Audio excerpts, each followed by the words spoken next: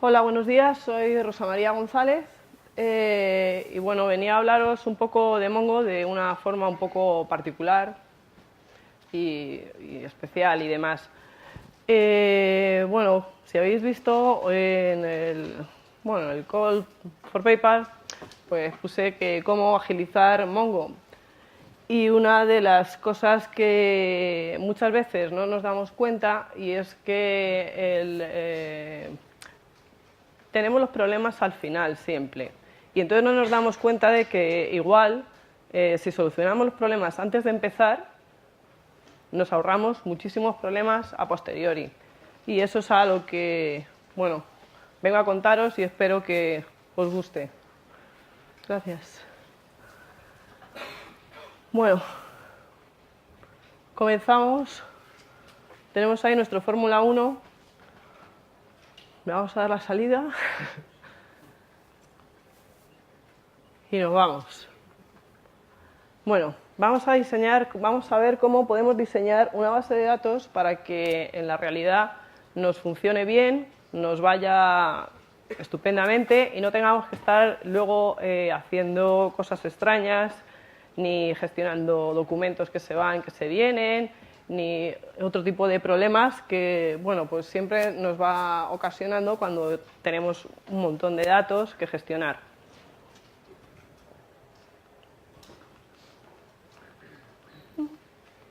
Perdonad. Bueno, yo he establecido 4 criterios para poder hacer este cambio de visión de cómo crear la base de datos. El primer criterio es el patrón de accesos. Bueno, eso lo sabéis todos. Siempre es necesario colocar nuestra base de datos, nuestros documentos, de tal manera de que cuando vayamos a llamarlos y a hacer operaciones contra ellas, pues estén todas colocadas, estén todos ordenados, de tal manera que no nos cueste ni los índices, ni tengamos que estar penalizados, incluso ni siquiera hay veces que necesitamos los índices, sino si lo gestionamos bien y hacemos una buena estructura, es suficiente y no tenemos que gastar memoria en incluir índices. Y nos va a ayudar nuestra forma de ver nuestro producto, cómo queremos enseñar nuestra información, es lo primordial. Y en función de eso podemos montar nuestra estructura de datos para que no tengamos problemas mucho más adelante haciendo enlaces y demás. Siguiente, atomicidad. Bueno, ya sabemos todos que la atomicidad pues, es un poco complicada en Mongo y solamente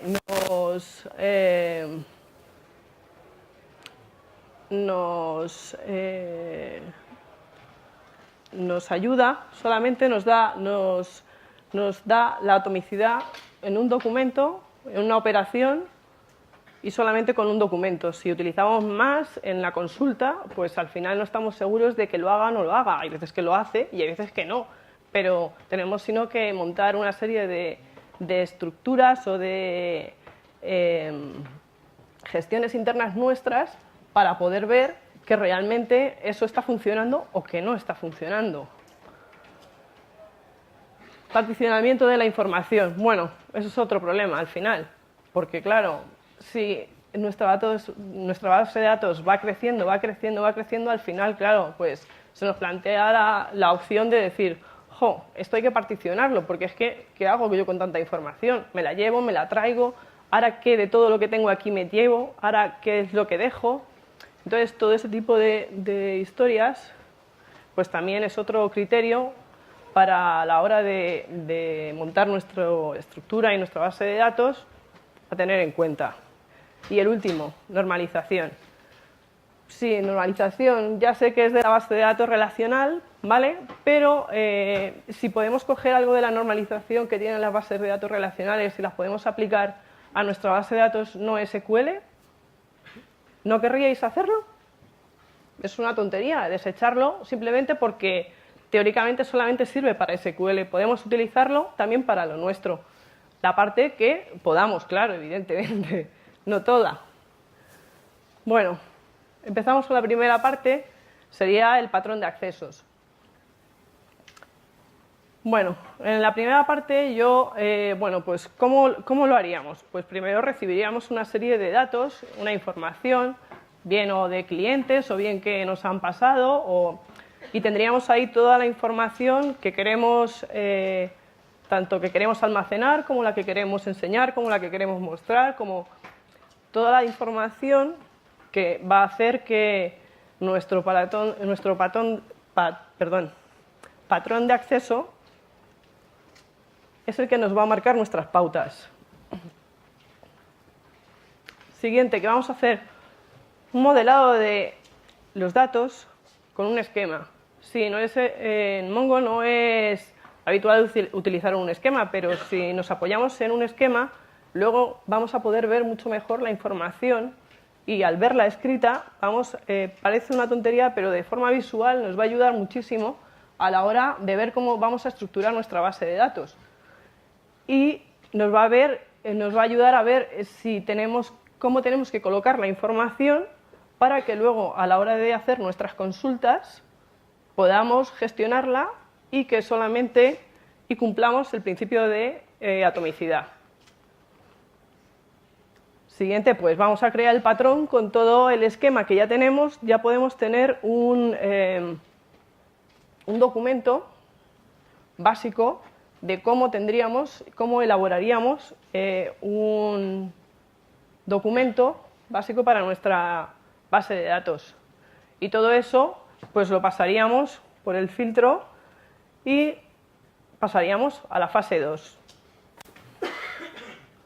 En la fase 2, la atomicidad.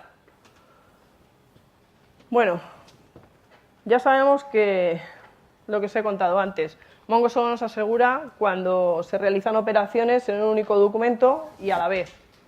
Eso nos genera muchísimos problemas porque muchas veces tenemos que gestionar consultas porque ya heredamos una estructura y entonces está montada de una manera distinta. Tenemos que heredar unos índices y ya están gestionados con algo que antes sí era un índice, pero ahora carece de valor. Entonces tenemos que modificarlo todo. Y entonces, bueno, si empezamos una base de datos desde el principio es mucho más fácil. Al hacer esto, pues igual tendríamos que repensar si ese tipo de índices, si ese tipo de estructuras, si ese tipo de dato, de documento, ese es el que queremos en función de lo que queremos obtener de todos los datos que tenemos ahí dentro. Eso es lo más importante a la hora de establecer una buena estructura. En la fase 2 pues recibiríamos lo que hemos terminado de la fase 1, tendríamos un esquema, ¿vale?, que hemos estructurado y creemos que está perfecto. Y hemos dicho, venga, vale, vamos a la siguiente fase. Ahora vamos a ver si la información que para nosotros y para nuestra aplicación es relevante, vamos a ver si eso realmente está y la podemos sacar de un único documento para cumplir el principio de atomicidad y no tener que estar creando y gestionando aplicaciones o gestiones fuera, al margen, para ir comprobando que siempre estás inseguro de decir, bueno, ¿me lo está haciendo o no me lo está haciendo? Sí, te he mandado 10 documentos, pero ¿cuántos me has hecho? ¿O a mí has perdido los datos?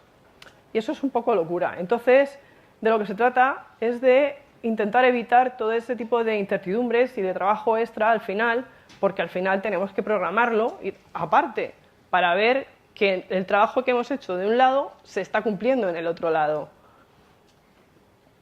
Pues si cumplimos y se hace así, pues no hay problema. Tendríamos ya casi todo hecho. ¿Que no? Pues tenemos la opción de enlazar campos. ¿Cuándo vamos a hacer un enlace de campos? Pues primero tendríamos que preguntarnos si los campos que vamos a enlazar, ¿qué es lo que queremos obtener de ellos? Por ejemplo, pues en un blog, algo muy recurrente, ¿vale?, ¿qué utilizaríamos para enlazar? Pues utilizaríamos, por ejemplo, un tipo de campo de un comentario o de un autor. O, ¿qué os parece? ¿Se podría utilizar un autor, un número ¿por qué? ¿Qué datos necesitamos realmente para nosotros? Si nosotros tenemos un blog, igual lo único que nos interesan son los comentarios, pero el dato del autor, de quién es, cómo se llama y demás, solamente con el nombre nos valdría. Entonces podríamos sacar toda la información que tenemos de ese autor, enlazarla en otro documento que no sería de utilidad para nuestro blog en particular. Y entonces, ¿qué haríamos? Simplemente tendríamos el nombre del autor que sí es relevante para nosotros. Y este dato sí le tendríamos. Y en una consulta, dentro de ese mismo documento, podríamos sacarlo en un momento. Y no tendríamos que hacer ni enlaces, ni ver si cuando enlaza existe o no existe, si lo he borrado o no lo he borrado, y ese tipo de cosas que ocurre más adelante. Otra opción que podríamos hacer es empotrarlas. ¿Qué ocurre? Pues que hay veces que ese tipo de información, aunque sea recurrente, las vamos a necesitar porque las vamos a utilizar. Imaginaros que ahora lo que quiero son todos los comentarios por autor. Entonces, perdonad. Los comentarios por autor, yo voy a querer todos los comentarios. Esos estarían, ¿dónde los sacaríamos? ¿Estarían fuera? ¿Los meteríamos dentro? Pues hombre, los comentarios no se van a repetir porque van a ser un comentario, van a tener un tema y van a tener a un autor. Y no va a repetirse. Entonces, de esta manera podríamos empotrarlo dentro de nuestra base de datos y no sería un dato recurrente porque no se va a volver a repetir. Ese comentario de esa persona en ese momento, ese dato no se repite. Y cuando hiciéramos una operación para poder acceder a todo ese tipo de comentarios, los tendríamos en un clic y ya estaría. No tendríamos que estar llamando a otra base de datos. Lo importante en este caso es saber qué información queremos en el momento y cuál no nos importa que tarde un poco más en ir a buscar. Bueno, y al final, pues, si ocurre cualquiera de las dos cosas y no lo hemos hecho antes, pues ¿qué tendríamos que hacer? Pues ir otra vez al patrón inicial donde habíamos hecho nuestra estructura para poder modificar todo este tipo de datos. Si os dais cuenta, al final lo que vamos haciendo es un círculo, un feedback de ¿esto lo estoy haciendo bien? Sí, paso a la siguiente fase. Y en la siguiente fase compruebo que está todo bien. Hago de nuevo otro tipo de chequeos distintos y si no me gustan, son los resultados que yo quiero, vuelvo hacia atrás, lo modifico y vuelvo a continuar. Y así voy mejorando mi aplicación poco a poco, mi estructura de datos, perdón. Y todo, pues ya lo iríamos incluyendo y seguiríamos. En la fase de atomicidad, pues está claro que lo que necesitamos es la información para poder realizar las operaciones en un solo documento. ¿Son operaciones habituales? ¿Son operaciones que ocurren rara vez? Pues eso también nos interesa saberlo, porque en función de lo que vayamos a hacer con esos datos, será lo que debemos hacer con nuestra estructura de base de datos. Si la queremos para que salga de forma habitual, que es una consulta que hacemos de manera recurrente a lo largo del día, yo que sé, 25, 30, 80, 90, 100 consultas, pues ese tipo de información sí la quiero ya. No quiero estar haciendo ni enlaces ni cosas raras. Lo que quiero es apretar y que me lo muestre. Entonces, toda la estructura anterior, si os dais cuenta, va en función de esto. Tendríamos que preguntarnos, ¿son habituales? Y si son habituales, ¿están dentro de mi estructura principal? ¿O las he sacado fuera? ¿Las he sacado fuera? Mal. Tengo que volver otra vez a reestructurar otra vez mi herramienta, mi esquema y todo. ¿Para qué? Para lo que yo quiero, que Mongo funcione a la velocidad del rayo, que es para lo que está. Si lo que queremos todos es que corra. Y las operaciones poco frecuentes, pues sacarlas. Igual las hemos metido y hemos pensado que eso no ocupaba mucho, que, bueno, está ahí, pero bueno, no pasa nada, no va a ocuparme mucho espacio, igual no me va a ralentizar demasiado, pero luego todo eso va ocupando. Luego, si creamos un índice, pues toda esa información y vamos a utilizar dentro del índice, utilizamos un campo de esos, vamos a ralentizar muchísimo nuestras consultas y eso tampoco lo queremos. Con lo cual, si son poco frecuentes, lo ideal sería hacer un enlace y entonces ya sería aparte. Y si ya, cuando ya hemos mirado que las operaciones están cuadradas, que ya las tenemos, las habituales, las poco habituales, tenemos todo, están enlazadas, están empotradas, todo, lo tenemos todo colocado, entonces pasaríamos a la siguiente, perdonad.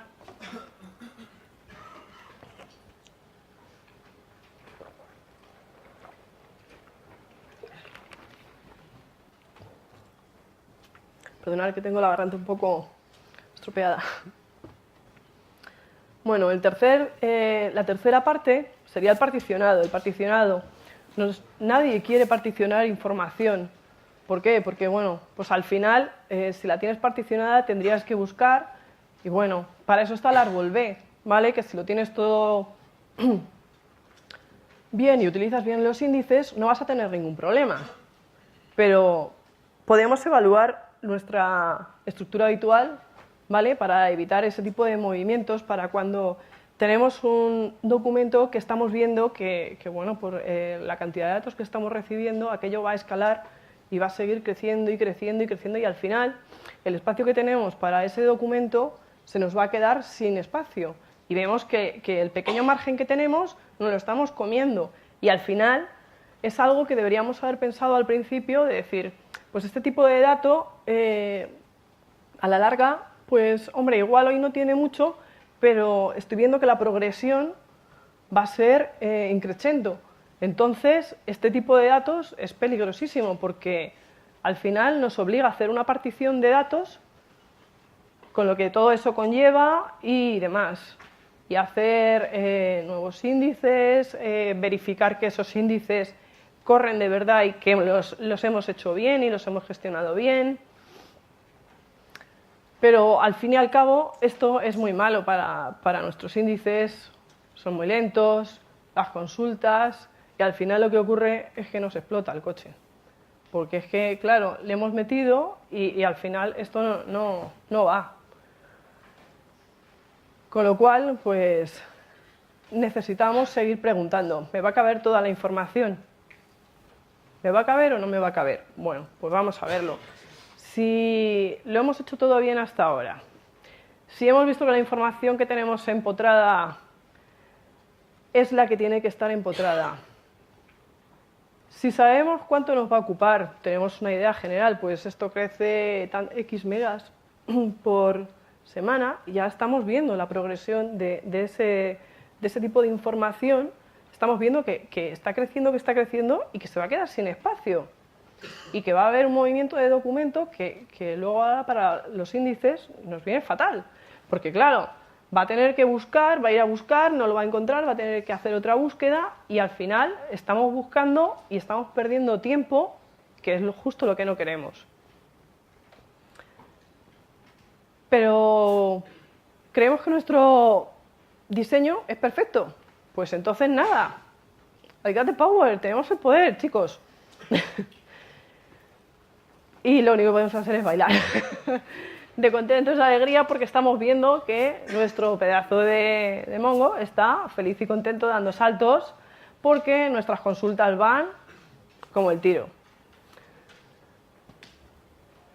Pero ¿qué ocurre? Que siempre está ahí el demonio dando vueltas y diciendo, pero esto realmente me va a funcionar, las pruebas las estoy haciendo bien,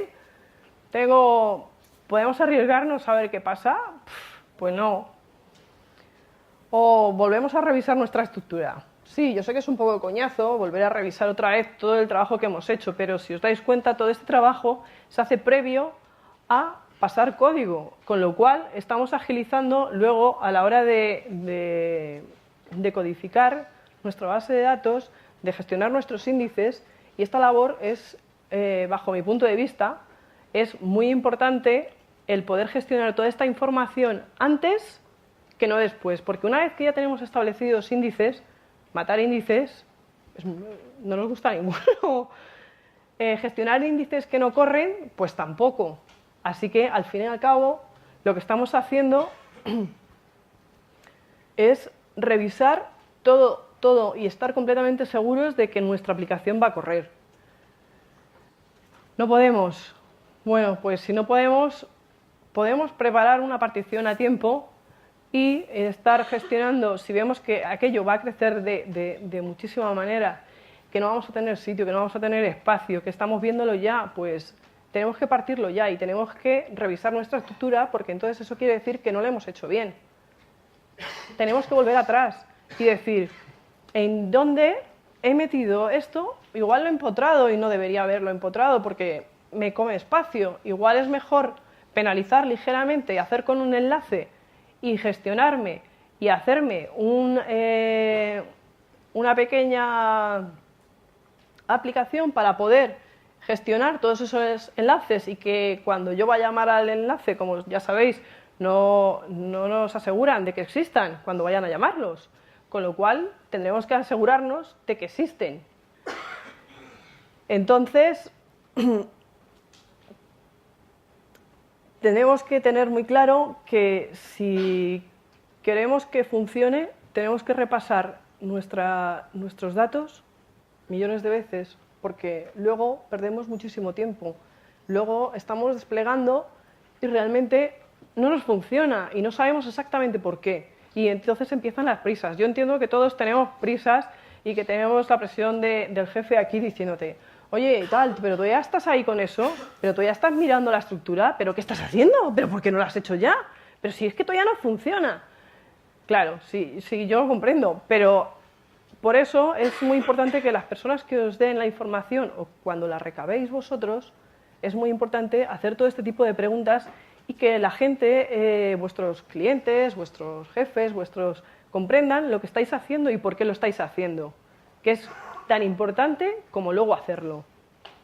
Porque luego el resultado es el que les va a gustar. Porque al final, ¿qué es lo que quieren? Que corran las aplicaciones, que sean rápidas y que al final pues tengamos todos lo que estábamos buscando. Perdón. Es una posibilidad, podemos hacerlo, lo hemos pensado, tenemos que particionarlo, particionémoslos ya. Vamos a hacer la estructura de tal forma de que tengamos hecha una partición, pero no nos afecte en el rendimiento de nuestra aplicación. Y entonces, pues nos ponemos todos felices y contentos de alguna u otra manera. Y pasamos a la fase de normalización. La fase de normalización, como ya sabemos todos, es de la base de datos relacionales. Pero ¿podríamos utilizar alguna de sus particularidades? Bueno, yo creo que sí. Evitar redundancia y anomalías. Sí, nosotros tenemos datos redundantes y tenemos anomalías. Sí. Pero ese tipo de redundancias, ¿realmente son redundancias útiles o son redundancias que nos sobran? Quiero decir, todos esos datos que hemos metido, ¿son necesarios que estén ahí? Porque igual no nos hacen falta más que un par de ellos y el resto los podemos sacar fuera con un enlace y tener una serie de datos que sí realmente vamos a consultar, pero no toda la estructura que hemos añadido y que vamos a tener de forma redundante en esa base de datos.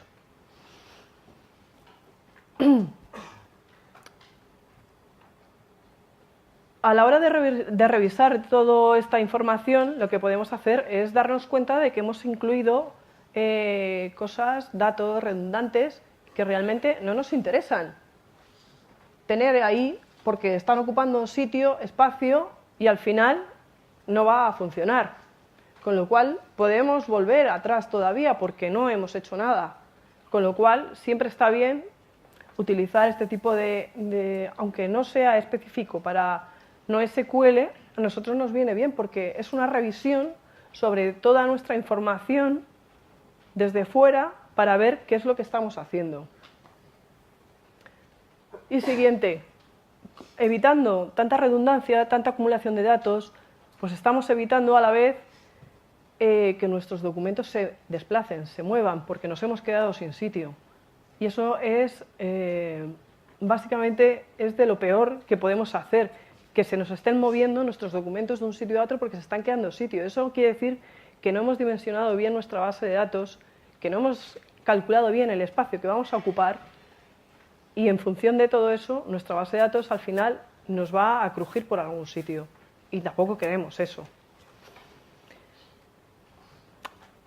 Corregir anomalías existentes. ¿Qué tipo de anomalías? Pues, por ejemplo, imaginaos que tenéis un dato que es de un gimnasio y hasta ahora, pues en todos los sitios ponía ciclo indoor.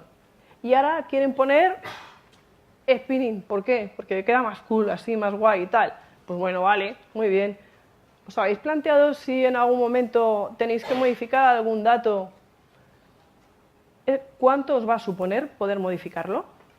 Porque claro, también hay que mirar que cuando vamos a modificar hemos hecho una estructura muy cerrada y entonces, pero tiene que ser ligeramente flexible para poder permitirnos que este tipo de cambios no nos hagan, no nos destrocen nuestra estructura. Perdón.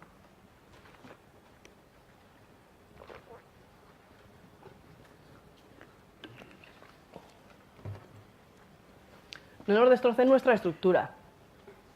Entonces, si yo tengo que correr un programa para poder modificar una consulta, una operación, para poder modificar en todos los sitios, esto me sería fácil. ¿Cuántos documentos tendría que recorrer? ¿En cuántos sitios los tendría que cambiar? Entonces, es otra forma de ver qué tipos de datos pueden ser modificados o no a la larga para poder añadirlos en una estructura o fuera de la estructura. Porque si es un dato que voy a tener que modificar, ya sabemos todos que cuando modificamos datos se bloquea. Y no, eso tampoco nos viene bien. Entonces, tenemos que evitarlo en lo más posible. Una cosa es que bloquee un documento y otra cosa es que me bloquee una colección entera. Eso no me lo puedo permitir. Entonces, ese tipo de datos que vemos a priori que realmente vamos a tener que modificar o que se pueden llegar a modificar, tendríamos que pensar qué hacemos con ellos para poder tenerlos de forma accesible y de que no nos genere muchos problemas. Imaginaos que es un campo que tiene un índice, ya nos han hecho polvo. Con lo cual, ese tipo de campos no podrían ser un índice para nosotros, porque nos destrozarían. Otra extensión de estructuras. La normalización, pues otro punto de los tres que tiene, pues sería redundancia, el siguiente sería extensión de estructuras.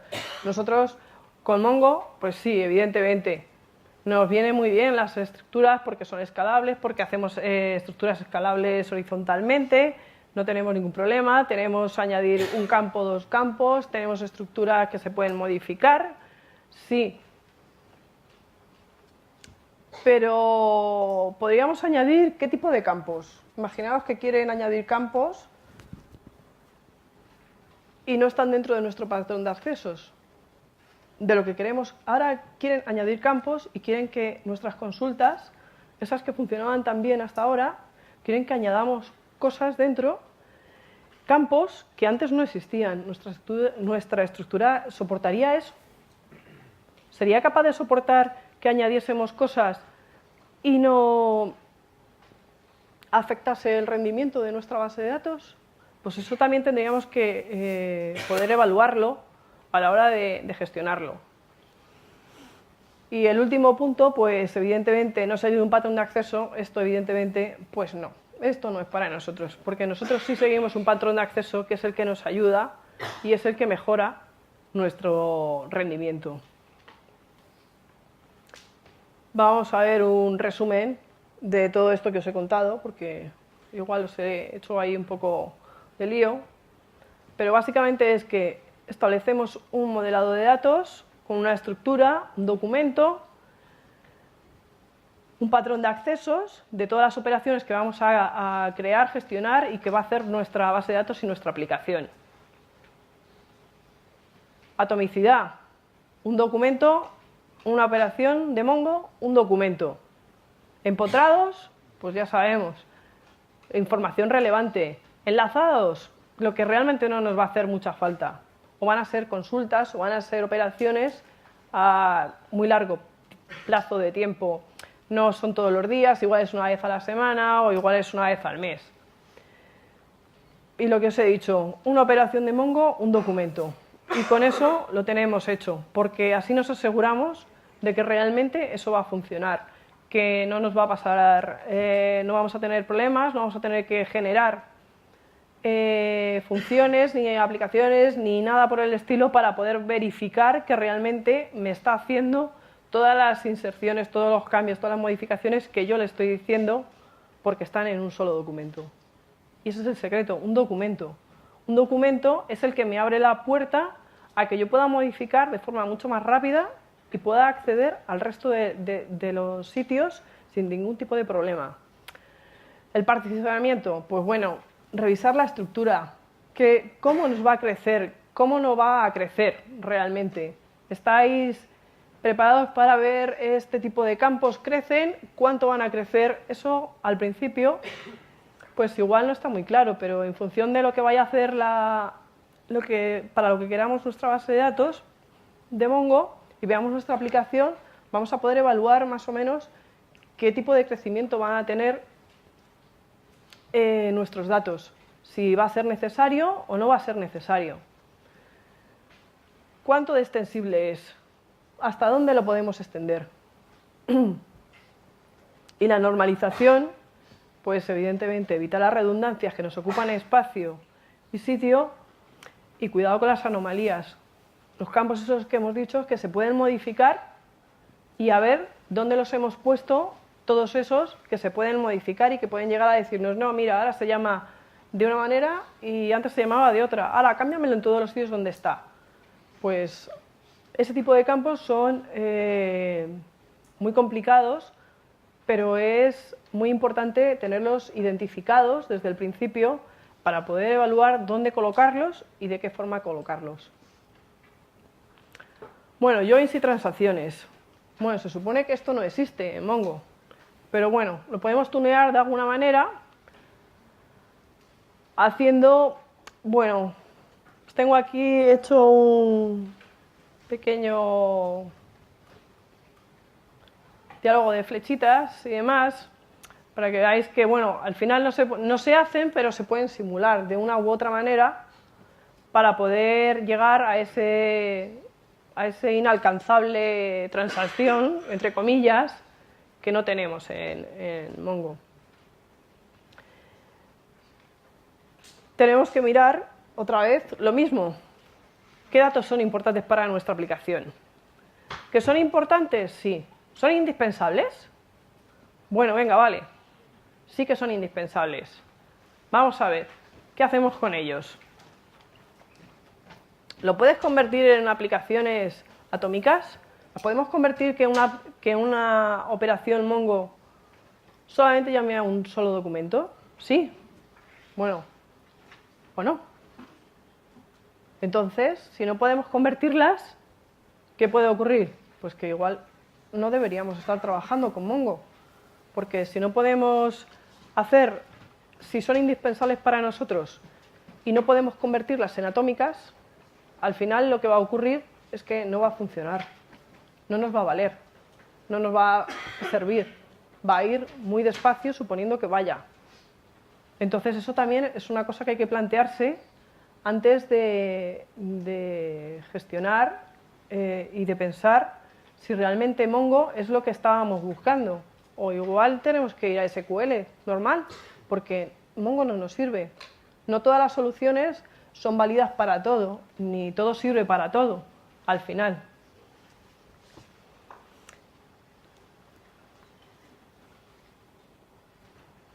Si son importantes para nuestra aplicación, si no lo son, pues podemos ir y tiramos hacia adelante. ¿Que son importantes? ¿Garantizamos atomicidad? Otra vez la misma pregunta. Sí, adelante, guay, podemos continuar, seguimos. ¿Que no? ¿Podemos permitirnos una pérdida de datos? Un ejemplo. Tenemos una estación meteorológica que tiene un montón de datos y entonces va guardando todos los datos de todas las horas y va acumulándolas. ¿Vale? Podemos permitirnos que, por ejemplo, si guarda la información cada 20 minutos pierda un par de ellos. Pues igual sí podemos permitirnos eso. ¿Eso es información relevante? Pues igual sí o igual no, porque al final tenemos el extracto de todo un día y que nos falten 5 o 6 datos. ¿Vosotros creéis que es necesario? Pues si realmente no es necesario y podemos vivir sin que estar seguros de que todos nuestros datos al final estén ahí, no hay ningún problema, podemos continuar y volveríamos otra vez a hacerlo. ¿Que no? No podemos permitírnoslo, que son datos de cuentas bancarias. Pues a nadie le viene bien perder un dato de ese tipo. No podríamos hacerlo, porque no estamos dispuestos, salvo que gestionásemos de alguna manera que eso no nos está ocurriendo. Si son indispensables, no son indispensables, pero garantizamos la atomicidad, podemos seguir también. Y si implementamos un mecanismo para evaluar que está funcionando nuestra atomicidad, quiere decir que cada vez que hacemos esa operación no la resuelve y no la hace bien, tampoco hay ningún problema, podríamos seguir y tendríamos una forma fácil de poder gestionar, entre comillas, transacciones de el Mongo. Y la otra parte serían los joins. Los joins, pues podemos hacer empotrados, podemos hacer enlazados y volvemos a preguntarnos. Esto es básicamente seguir preguntando y preguntando y preguntando, porque es la única manera de conocer realmente nuestra estructura, nuestra base de datos, qué es lo que tenemos y con qué estamos jugando y para qué la queremos. La información relevante para mi patrón de acceso, ¿es importante? Sí. El mecanismo, perdón.